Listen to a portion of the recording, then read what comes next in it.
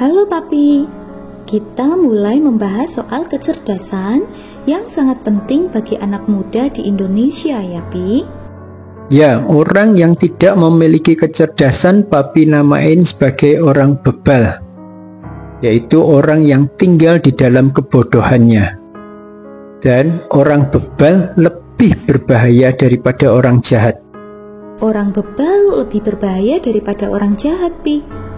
Tolong Papi bisa jelaskan maksudnya Papi? Orang jahat itu jelas arah dan keinginannya. Dia mau berbuat jahat dan kita bisa mengantisipasinya. Tetapi kalau orang bebal, kita tidak tahu apa yang akan dia inginkan. Ibarat orang ini sedang menarik panah dan tidak tahu dia akan melepaskannya ke arah mana dan kapan. Jadi sulit untuk memprediksi, apalagi mengantisipasinya. Begitu kita lengah, tiba-tiba dia sudah melakukan banyak sekali kesalahan, kerusakan, yang melukai dan menimbulkan kerugian yang seringkali jauh lebih besar daripada kerugian yang disebabkan oleh orang jahat. Oke, Fe mulai ada gambarannya. Menurut Papi, ciri-ciri orang yang bebal itu seperti apa sih, Pi? Orang yang tinggal di dalam kebodohannya atau bebal adalah orang yang menelan mentah-mentah setiap informasi yang ia terima.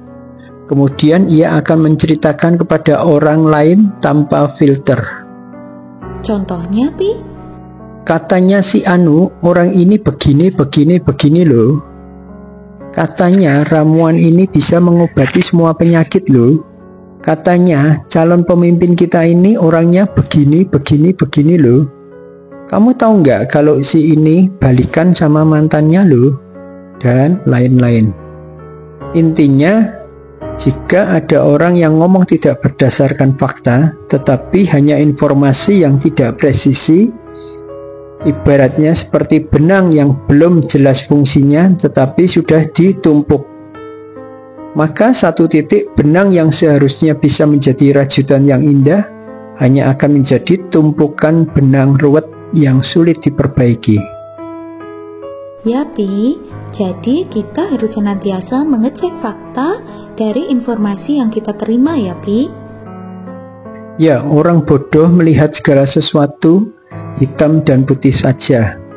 Artinya dia dengan mudah percaya kepada omongan orang lain, dan semua omongan orang tersebut akan dijadikan value di dalam hidupnya.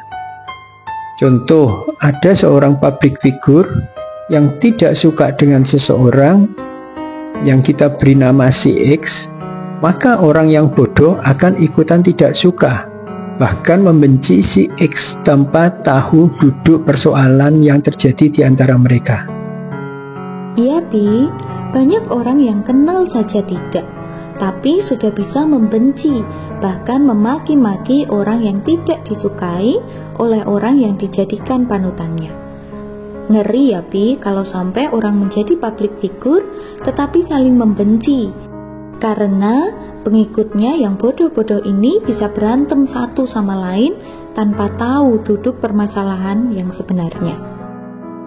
Inilah yang Papi namakan sebagai kolam B, di mana kita diadu domba oleh pihak asing menggunakan virus DEI, dan masih banyak saudara kita yang memilih untuk menjadi SDP yang mengkhianati negara dan lebih membela pihak asing, serta tikus-tikus bau atau koruptor yang turut menggerogoti keuangan negara.